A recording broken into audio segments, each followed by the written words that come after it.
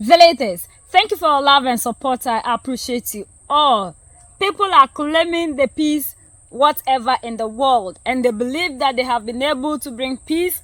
They negotiated whatever. The recent one was in Africa between Rwanda and Congo, and for that matter we need to praise them because they are there to make sure that we see peace in the world. At least chaos everywhere, disaster everywhere isn't what is right for the human being. So for that matter, they have taken it upon themselves in order to bring peace. But these are the same people who are going around invading other people. According to Venezuela, the United States of America is on their neck, is invading them.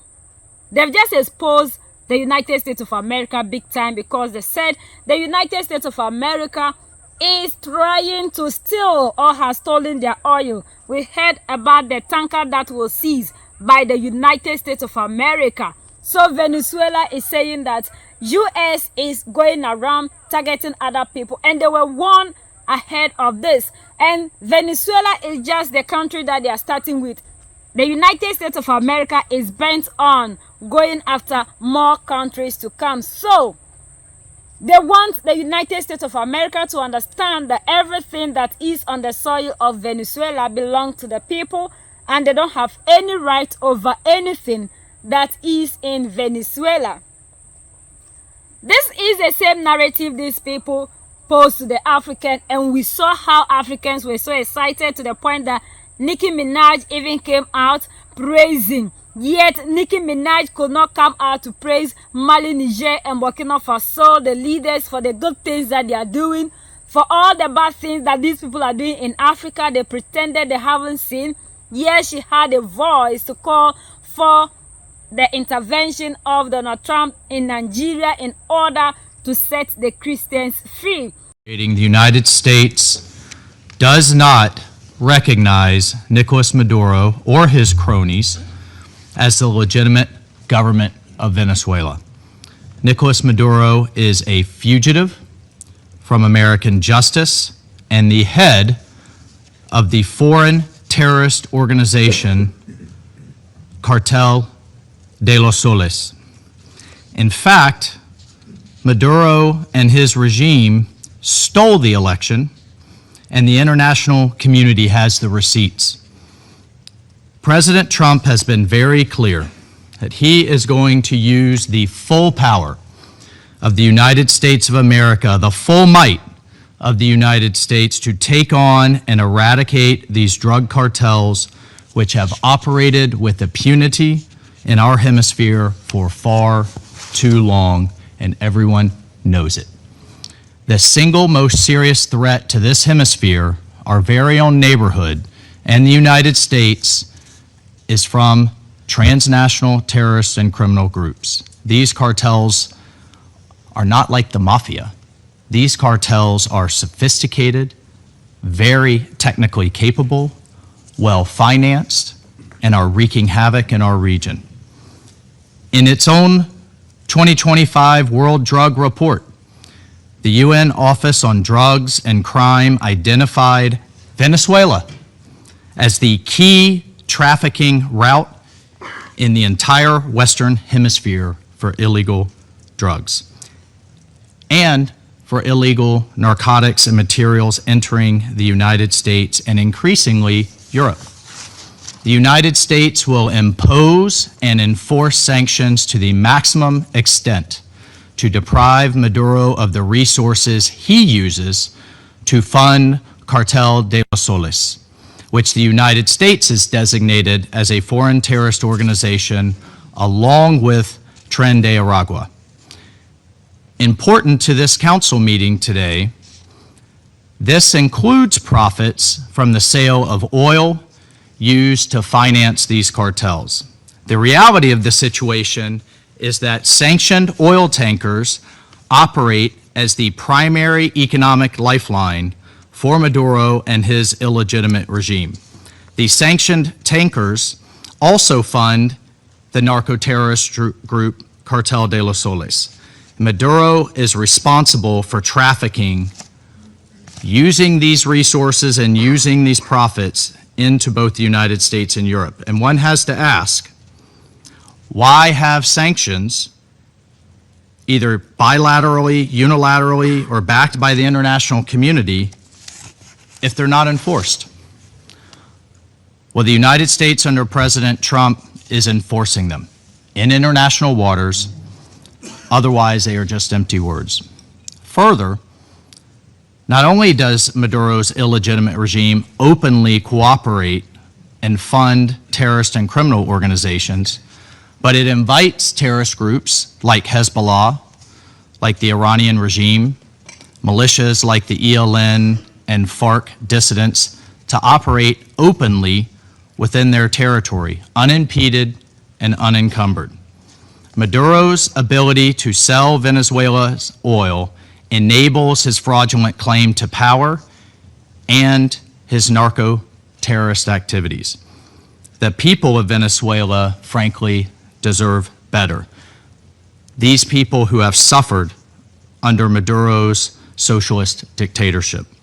It is the action and policies of the illegitimate Maduro regime that pose an extraordinary threat to our hemisphere's peace and stability, and to that of the United States. The bottom line is whether it is physical attacks on our buildings and infrastructure, like we suffered on 9/11, or hybrid attacks, like flooding our country with criminals and deadly chemicals. The United States will do everything in our considerable power to protect our hemisphere, our borders, and the American people. Thank you, Mr. President. I thank the representative. Señor Presidente. Mr. President, one of the countries sitting at this table has publicly stated that it wants to annex our country. On the 16th of December, its president demanded that we immediately hand over our land, our oil, and our minerals because they supposedly belong to them. He said that if we did not comply with his ultimatum, he would unleash the fury of the greatest navy in history on our country. Mr. President, we are in the presence of a power that acts outside of international law, demanding that Venezuelans vacate our country and hand over our Orinoco River, our Lake Maracaibo, our Margarita Island, our beaches, rivers, plains, and mountains. Otherwise, he will carry out an armed attack, which he has been announcing for weeks. This is the greatest extortion known in our history. A gigantic crime of aggression in progress, beyond all rational parameters, all legal logic, all historical precedent. But it's not just about Venezuela. The ambition is continental. The U.S. government has expressed this in its national security strategy, which states that the future of the continent belongs to them, with the enactment of the Monroe Doctrine in the 21st century now aggravated by the Trump corollary. Our liberator Simon Bolivar warned of this more than 200 years ago when he said, and I quote, that the United States seemed to be destined by Providence to plague Latin America with misery in the name of liberty. End of quote. We want to alert the world. Venezuela is only the first target of a larger plan. The U.S. government wants us to be divided so it can conquer us piece by piece. The United States, which was an indispensable country in the construction of the United Nations and in the drafting of its founding charter, has today become an actor that seeks to impose itself on the fundamental rights of all states in the Western Hemisphere, even at the cost of destroying the UN. We have requested this meeting, aware that the U.S. government will not allow this body to adopt a decision that would put a stop to its sinister plan. The world should know that last November, the U.S. government was the only one that prevented an agreement in the Security Council to condemn attacks against civilians on the high seas and to call for detente, dialogue, and diplomacy. The U.S. government is preventing the Security Council from fulfilling its mandate. If in 1945 that country was a force for good, today it has become a state that threatens international law and peace and security. The world must know that the threat is not Venezuela. The threat is the current U.S. government. Mr. President, the murders in the Caribbean Sea and the Pacific Ocean carried out by the U.S. government of the last few months are the first evidence of its plan to impose its power in the region in flagrant violation of international law and human rights. There have been more than 29 attacks resulting in more than 101 victims, non-combatant civilians, in the absence of armed conflict, who were coldly murdered, violating their right to the presumption of innocence and due process. Let it be clear once and for all that there is no war in the Caribbean. There is no international armed conflict, nor is there a non-international one, which is why it is absurd for the U.S. government to seek to justify its actions by applying the rules of war. The invocation of Article 51 of the United Nations Charter to explain terrorism against civilians, masked by the argument of self-defense, is a perverse distortion of the law, attempting to turn small unarmed boats in the Caribbean, thousands of kilometers from the United States, into alleged perpetrators of an armed attack with weapons of mass destruction. These are extrajudicial executions, willful killings committed by military force against unarmed civilians. We stated that before the Security Council on the 10th of October. Today, it is absolutely clear that the U.S. government is not only violating international law, but also its own domestic legislation. Today, when there are 4 times as many victims, they do not dare to show the recorded evidence of the killings because their cruelty would provoke worldwide revulsion. Despite this, today, with more than 100 victims, the killer who roams the Caribbean claims that there is no end in sight to their crimes against humanity. Mr. President, on 16th of December, President Donald Trump publicly stated the following, and I quote, "Today, I'm ordering a total and complete blockade of all sanctioned oil tankers going in and out of Venezuela," end of quote. This is a confession of a crime, specifically a crime of aggression, with which the President of the United States intends to turn back the clock of history 200 years to impose a colony on Venezuela.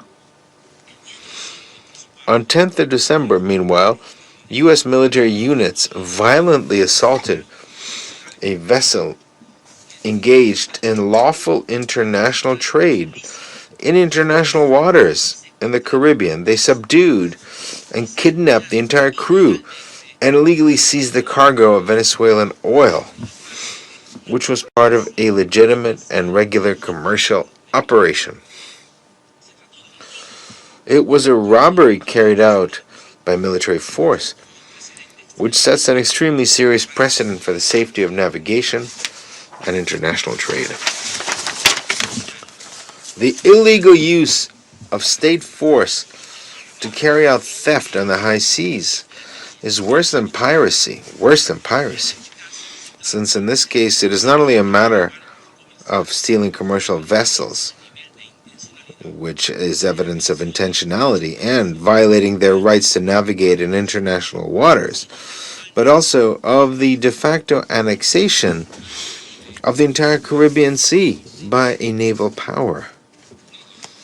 In doing so, in addition to violating Venezuela's inalienable right to trade legally with the world, it seeks to deny all countries the right to trade with Venezuela. Just 3 days ago, on 20th of December, a second act of the same nature took place, when another vessel carrying Venezuelan oil was similarly seized by the U.S. military forces in international waters in the Caribbean. The cargo was stolen, and the crew has been kidnapped. Immediately afterwards, Secretary of War Pete Hegseth indicated that such criminal operations would continue, while President Trump declared that he would keep the stolen cargo. So I'd like to ask, what right does the United States government has to appropriate to date almost 4 million barrels of Venezuelan oil? This alleged naval blockade is essentially a military act aimed at laying siege to the Venezuelan nation, degrading its economic and military apparatus, weakening its social and political cohesion, and causing internal chaos to facilitate aggression by external forces. That is, it's an armed attack.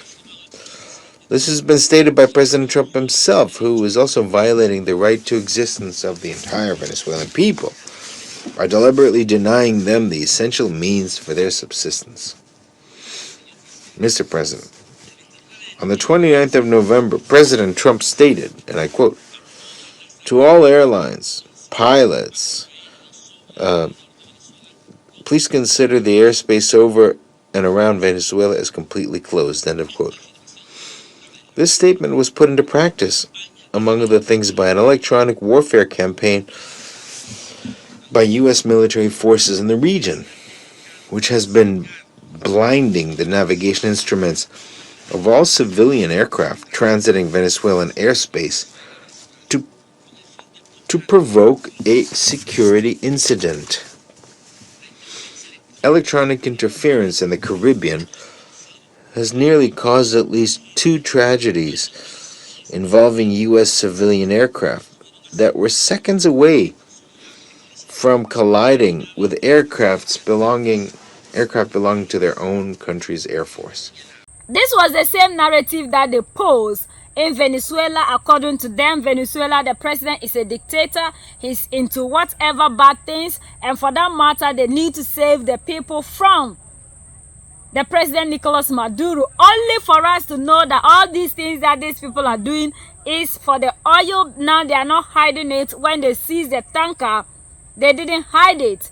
And for that matter, now we know exactly what they are looking for. And anytime we hear these people make such statements that they are coming to Africa to set us free, like the narrative that they painted in Nigeria, we should understand what they are looking for. Nobody is coming to set you free. What did you do for them? Do you pay taxes in the United States of America and you expect them to use their resources to come and set you free? Venezuela is exposing these people to us big time in Africa. Those of us who have the mentality that these people are here to help us, they are here to set us free. This has always been the narrative they always put before. Like General Abdurrahmani Chiani said, that they have made us to even glorify poverty because we tend to praise them for helping us, because they create the narrative in the way that you, the African, will believe that without them you can never succeed. And they are there to help us, but in the guise they are here to carry the resources in Africa away. And they have been carrying the resources in Africa, and always when they come, in order for you not to know that this is the main reason, they always cook things up and make them so beautiful, sell them to you. You know how they always package their things, and we are the ones that will buy into their narrative and then support them to continue to be doing whatever. But this time around, it failed in Venezuela. The people rose up and they are defending their oil. They are defending everything in Venezuela because they believe that they need to use these resources to protect themselves, and the resources belong to them and not for other people to come in the name of trying to help them, rather looking for their oil. So this is how they always disguise themselves when they are coming to Africa. So we need to learn from what is happening in other countries. Then we can advise ourselves and know how to work with these people. We have lived with them for a very long time. This is not the time for us to still fall victims to the narratives of these people. Recently, like they did in Libya, claiming that Muammar Gaddafi was a dictator, they didn't want him, he was doing a lot of things. But we have realized that This man was the best president the whole world has ever known. Because with all the things that he has given to the people in Libya, no African country has achieved that. So when they come, instead of them to tell you this is what they are looking for, they will never do that. They create a narrative that you will rise up, support them to be doing what they want to do, like they are trying to do in Venezuela, and it backfired. Like Africans are yearning and calling for these people to come and set Christians free, like the way they are using religion to divide us, making us not to see ourselves as one people. So when something is happening to the other person, you that is not in that group is not seeing that it is happening to me. We need to understand the games of these people and never fall for them. With all the things that they are doing in other places, we need to open our eyes and get to know these people better, because nobody loves you, the African, other than yourself. You should know that you are the only person that can protect yourself, and you are the only person that can defend yourself. Waiting for other people to come here and set you free will never come and will never happen, because anybody that comes in that guise is rather after your resources and not to set you free. We are the only ones that can set ourselves free. United we stand, divided we fall, and united we keep standing forever and ever. The greatest enemy of the African is mental slavery. So let's decolonize ourselves from mental slavery. Let's keep sharing to educate our brothers and sisters. Together we make Africa great for ourselves and the next generations that are going to come.